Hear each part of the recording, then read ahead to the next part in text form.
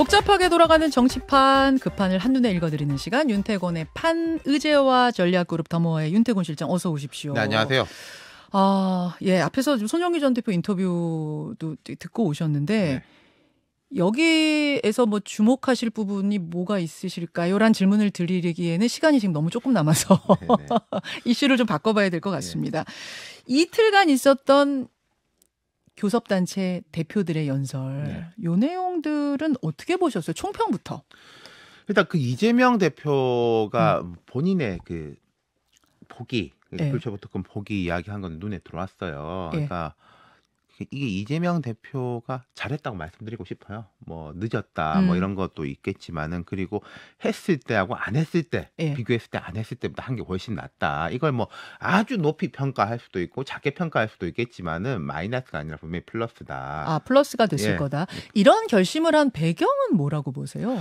그러니까 뭐 몇 가지가 있을 것 같아요. 앞서 뭐 계산도 있을 것이고, 이재명 대표 입장에서도 쉽지 않은 일이겠지만, 이게 했을 때 하고 안 할 때 하고 그런 프레임에 대한 공격 같은 걸 봤을 때 하는 게 훨씬 더 나을 거다. 이것을 안 한 채 혁신위를 띄워봤자 그 진정성에 대한 의문이 계속 그렇죠. 나올 거고, 그다음에 뭐 오염수 문제니 뭐니 제기를 해도 계속 이 프레임, 방탄 프레임에 걸릴 거다. 그렇죠. 그러니까 뭐 앞으로 또 검찰이 영장 청구를 다시 할지 안 할지는 모르겠습니다만은 그런 한이 있더라도 이렇게 하는 게 낫다. 그리고 지금 본인 수사 같은 게 이제 진척이 우리가 밖에서 볼 때는 크게 되지 않는 상황이니까, 그렇다면 검찰이 한 번 더 할 수 있겠냐? 뭐 그런 생각까지도 있겠죠. 그럼 이게 이제 승부수가 될까 자충수가 될까에서는 승부수 쪽이라고 보세요? 그러니까 우리가 뭐 미래를 어떻게 알겠습니까만은 제가 생각할 때는 플러스가 더 많아 보입니다. 플러스가 많다. 혁신위가 이제 걸림돌 없이 혁신하라, 뭐 이런 메시지를 좀 주고 싶었던 게 아닐까, 이런 분석들이 나오는데, 근데 어제 발표된 혁신위 몇몇만 보면 비명계 쪽에서는 실망스러운 목소리가 좀 나오더라고요. 친명 인사들 많은 거 아니냐, 어떻게 보세요? 이게 친명 비명을 떠나가지고 제가 아는 분도 뭐 한두 분 계시던데, 좀 정치적으로 이제 굵게 할 것 같지는 못하다, 그런 생각이 들어요. 각 영역에서 좀 전문가들이 있겠지만은 뚝심을 가지고 이렇게 밀어붙일 수 있는 그런 면면은 아닌 것 같고. 그럼 보세요. 그 김은경 혁신위원장이 된 직후에 쫙 나왔잖아요, 명단이. 이 김은경 혁신위원장이 다 선임한 인물이겠어요? 김은경 위원장 혼자 한 건 아니겠죠. 당연히. 당연히. 그러니까 뭐 여기 당에서도 이렇게 리스트도 올리고 이렇게 해가지고 그 중에서 이제 최종적으로 결정은 했겠죠. 그러니까 본인하고 이렇게 호흡을 맞춰가지고 앞으로 뭐 하면서 호흡을 맞출 수도 있겠습니다만은, 그런 좀 정무적으로 밀어붙일 만한 그런 면면으로 보이진 않고, 그러면 여기서 이제 현역 의원이 딱 한 명이잖아요. 그럼 그 현역 의원이 간사 내지는 그런 역할을 하게 될 거란 말이에요. 분명히. 그렇죠. 이해식 의원. 그렇죠. 그럼 현역 의원의 이제 역할이 중요한데, 현역 의원은 또 아무래도 이재명 대표 가까운 분이고. 그러니까 이제 비명계에서 이거 친위 부대 아니야, 또 이제 이런 그러니까 볼멘 소리가 나오는. 친위 부대까지는 모르겠습니다만, 자, 이런 몇 가지 시나리오가 있겠죠. 비명계에서도 인정할 만큼 뭔가를 강하게 밀어붙인다. 아니면 거꾸로 뭐 당원권 강화, 뭐 이런 쪽으로 친명계에서 주장했던 쪽으로 밀어붙인다. 그다음에 이제 세 번째는 뭐 대략 죽도 아니고 밥도 아니게 이렇게 끌고 간다. 세 가지 시나리오 중에 하나겠죠. 근데 첫 번째 말씀드린 비명계에서도 인정할 만큼 밀어붙인다. 저는 그거는 뭐 가능성이 매우 낮아 보이고, 그렇다고 해서 혁신이라고 띄워놨는데 여기서 이제 뭐 이재명 대표 옹위하는 쪽으로 그림을 그리기도 쉽지 않고, 답이 뭐가 나오기 어려울 것 같아요. 뾰족하게 답이 나오긴 어려워 보인다, 일단 평가. 자, 다시 교섭단체 대표 연설 이야기로 좀 돌아가서 그 부분만 빼면요, 좀 되게 뭐 이런 말 하는 게 한두 번이 아니지만 매우 실망스럽다, 이런 말씀드리고 싶어요. 첫 번째는 이재명 대표가 참 연설하면서 무슨 압구정 정권 뭐 이런 말 했지 않습니까? 압수수색, 구소, 그다음 정은 뭐였죠? 정은? 하여튼 거기에서 이제 좀 급조한 것 같은데, 김기현 대표가 그 다음 날 뭐 사돈남말 대표, 사돈남말 민주당, 뭐 사법 리스크, 뭐 돈봉투, 뭐 이렇게. 정은 정쟁이래요. 이런 게 저는 처음에 신문 기사 제목을 보고 한 부대변인 내지는 그런 뭐 부대변인 폄하하는 건 아닙니다만은 그런 분이 말씀하셨나 싶었는데 대표가 하셨더라고요. 양쪽 다. 대표가 옛날에는 이런 거 하는 사람들은 아니었어요. 실은. 맞아요. 특히 교섭단체 대표 연설은. 그러니까 제가 그 무슨 뭐 두 분이 뭐 TV 토론 한다고 할 때부터 네. 하지 마라. 되지도 않는다. 왜 그러세요? 말씀드렸잖아요. 제가 이거 보면서 제 말이 맞구나라고 생각했어요. 그러니까 지금 현재 극명하게 드러내는 게 그 양당 대표가 이런 식으로 상대를 공격하기 위한 프레임을 짜고 있는 예. 그 정도밖에 아니구나. 그리고 저는 막 그런 이야기 그런 것도 생각했는데 이재명 대표 말씀하신 것 중에 뭐 일본이 이제 오염수 뭐 폐수? 핵폐수? 핵폐수라고 네, 핵폐수라고 이제 뭐 프레임을 하면서 오염수 돈 들면은 우리가 돈을 줘가지고 뭐 하지 말게 하자. 그거랑 이제 김기현 대표는 의원수 10% 줄이자라고 제안했는데 네. 이런 대표 정도가 나오면은 상대가 거절할 수 없는 제안을 해야 되는데 거절할 수밖에 없는 제안을 하고 있구나. 왜 하는 거예요? 이런 제안을? 그 김기현 대표가 그 다음 날 던진 그 세 가지 제안도 거절할 수밖에 없는 제안이라고 보세요. 그러니까 뭐 예컨대 어차피 이재명 대표가 선언했으니까 우리 다 같이 네. 그 뭐 국회의원들 포기 선언하자. 뭐 그 정도는 할 수 있다고 불체포 생각해요. 특권 포기 선언. 예.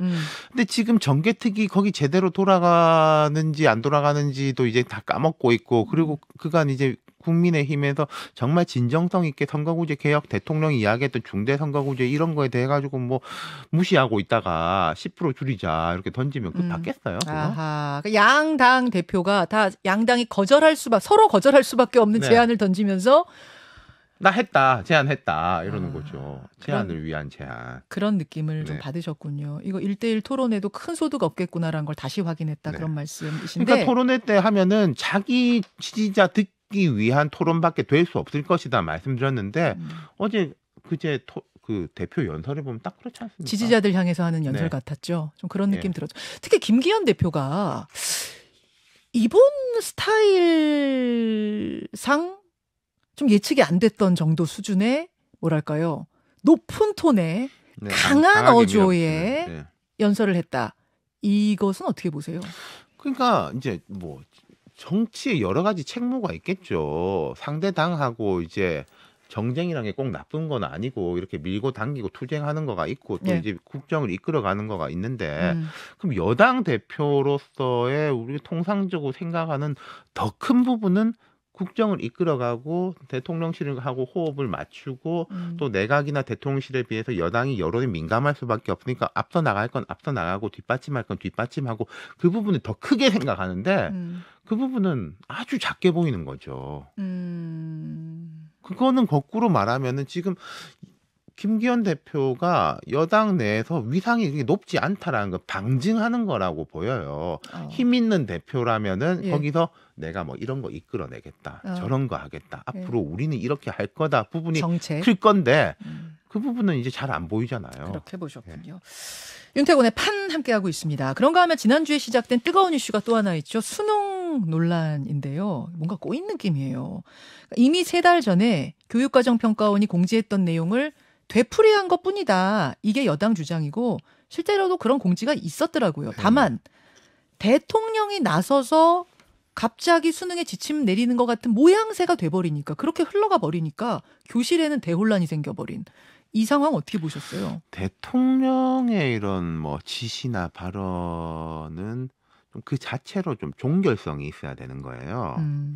여러 이야기들이 올라갔을 때 방향을 딱 잡아주는 앞에서 잡아주든지 뒤에서 이제 최종적으로 잡아주든지 근데 너무 이제 구체적으로 들어가지 않나. 그러니까 뭐 수능 부분에 대해 가지고 이렇게 국민들이 중요하게 생각하는 부분이고 킬러 문항 이런 것도 뭐 할 수 있는 이야기인데 대통령이 너무 구체적으로 그래서 이게 구체적인 문제가 있지 않냐라고 하니까 더 구체적인 설명 뭐 6월 모의고사 때 뭐 몇 번 문항이 뭐 이래가지고 이런 식으로 되면은 실제 내각이라든지 현장 공무원들이 일하기가 되게 어려워지지 않을까 그런 생각이 들어요. 너무 세세한 부분까지 지침을 내리는 느낌이 되면 안 돼. 대통령의 발언은 적어도 그러면 안 된다. 그리고 그런 지침이라는 것은 이제 우리가 우리가 생각할 때가 아니라 원래 그렇습니다. 장관을 통해 가지고 내각에다가 이제 지시를 내리게 되는 건데 뭐 누구 어떤 사람의 인사 조치라든지 이런 부분이 마치 이제 대통령이 지시해서 하는 것처럼 되는 국장 경질 막 이런 거. 그러니까 그런 부분이 좋지가 않고 거기다가 좀 더 안 좋았던 게 이건 뭐 할 수 있다고 생각하는데 어떤 부분에서는 그 이주호 장관하고 박대출 정책위의장 말씀인가요? 대통령이 이제 수능 전문가다. 교육 전문가. 수사를 왜 전문가냐? 수사를 해봤기 때문에 그건 참 좀 많이 그렇더라고요. 이게 대통령한테 도움이 된 발언인지 모르겠어요. 그 발언. 제가 이제 무슨 제가 책을 쓰면서 그런 이야기 저는 농담 삼아 한 거였어요. 제가 우리 엄마의 아들로 50년 가까이 살았고 아내의 남편으로 10몇 년 살았고 딸의 아빠로 한 10여 년 가까이 살았기 때문에 나는 여성 전문가다. 전 약간 농담으로 말한 거거든요. 근데 이걸 마치 SAS 쳤죠. 수사를 그 특정 부분에 대해서 수사를 했으니까 그분이 전문가다라는 거는 참 할 소리가 아닌 것 같아요. 약간 긁어부스럼이 된 발언 같았어요. 그 두 발언은 혼란을 더 부추겨버린. 아무튼 이 과정 보면서 지난 5세 입학 그때처럼 왜냐하면 그것도 따져볼 수 있는 분명히 논의해볼 만한 주제였는데 던지는 방식이 상당히 거칠다는 느낌이 들면서 혼란이 확 일면서 그냥 후루룩 다 없어져 버린. 제가 이제 뭐 이 개별 정책에 대해 가지고 뭐라고 할 뭐 지금 그런 계제는 아닌 것 같은데 두 가지 정도 말씀드리고 싶은 게요. 계속 누군가하고 싸운다는 식으로 풀어나가는 건 좋지 않은 것 같아요. 뭐 우리가 거대 기득권이라든지 이런 부분하고는 싸울 수도 있겠죠. 근데 지금 보면은 뭐 킬러 문항과 싸운다. 그다음 사교육 강화하고 싸운다. 그거는 이 격이 맞지 않다 이런 말씀을 드리고 싶고 그리고 좀 구조에 대한 변화를 던지는 게 좋을 것 같아. 제가 이명박 대통령 때 보면 그때 제가 기자 시절인데 되게 괜찮았다고 생각했던 게 마이스터고에 대한 거였거든요. 그러니까 이명박 대통령이 이제 입시 문제 우리 이제 사회 구조가 바뀌는데 옛날에는 기계 공고라든지 명문 상고라든지 이런 좋은 특성화고를 통해 가지고도 사회에 이제 그 인생의 사다리를 올라가는 게 라떼는 있었다. 왜 없냐? 지금은 우리 만들자 해서 마이스터고를 이제 강화하는 쪽으로 갔었단 말이에요. 호응도 되게 좋았었고 명분도 있고 그런 식의 좀 구조의 변화를 꾀할 수 있는 걸 가졌으면 좋겠어요. 알겠습니다. 한 1분 정도 남았는데요. 신당 얘기 잠깐만 할게요. 신당이 이제 꼼틀꼼술되는 모양이 보입니다. 양양자 신당, 금태섭 전 의원 신당 뭐 이런 것들 지금 움직임 어떻게 보고 계세요? 그러니까 첫 번째 지금 그 단계인 것 같아요. 뭐 금태섭 의원이 잘 될지 양양자 의원이 잘 될지는 제가 모르겠습니다만은 이런 마그마가 끓고 있다. 보글보글. 분출도 조금씩 된다. 그럼 이게 막 대폭발로 이어질지 마그마가 조금 흐르다가 이렇게 뭐 갑자기 하늘에서 이제 비가 오고 눈이 와가지고 쉽게 될지는 모르겠습니다만은 지금 집안은 끓고 있는 상황이다. 우리가 앞서서 쭉 이야기한 거 양당 대표의 이야기, 대통령의 이야기를 보면은 그 마그마가 끓고 있는 게 느껴질 수밖에 없잖아요. 그 신당 꼼틀거림 중에 조국 신당 얘기 자꾸 나오는데 그것은 약간 다른 의미 아니겠어요? 그러니까 지금 현재 민주당에서의 한 흐름으로서의 약간 이제 같이 총선에는 같이 나가면은 조금 전략적인 불편함이 있기 때문에 좀 다른 흐름인 거니까 그건 이제 앞서 말씀드린 뭐 금태섭 양양자 같이 제3의 흐름하고는 의미가 다른 거죠. 그 제3지대 흐름에서의 신당들은 함께 할 가능성도 있습니까? 빅텐트로? 그러니까 그거는 정말로 정치는 생물이다. 거기에 이제 조응하는 이야기일 것 같아요. 그분들이 아주 규모가 크지 않다 보니까 양양자 의원 같은 경우에는 테크 부분하고 이런 부분에 강점이 있는 거고 또 호남 기반이 있는 것이고 금태섭 뭐 전 의원 같은 경우에는 수도권하고 이제 이런 부분에 강점이 있는 것이니까 서로 보완제 역할을 충분히 할 수는 있는 거죠. 가능성이 있단 말씀이시군요. 밖에서 볼 땐 그러한데 실제로 합칠지는 뭐 그건 모르지만 여기까지 윤태곤의 판 윤 실장님 고맙습니다. 네, 감사합니다. 김현정의 뉴스쇼는 시청자 여러분의 참여를 기다립니다. 구독과 좋아요, 댓글 잊지 않으셨죠? 알림 설정을 해두시면 평일 아침 7시 20분 실시간 라이브도 참여하실 수 있습니다.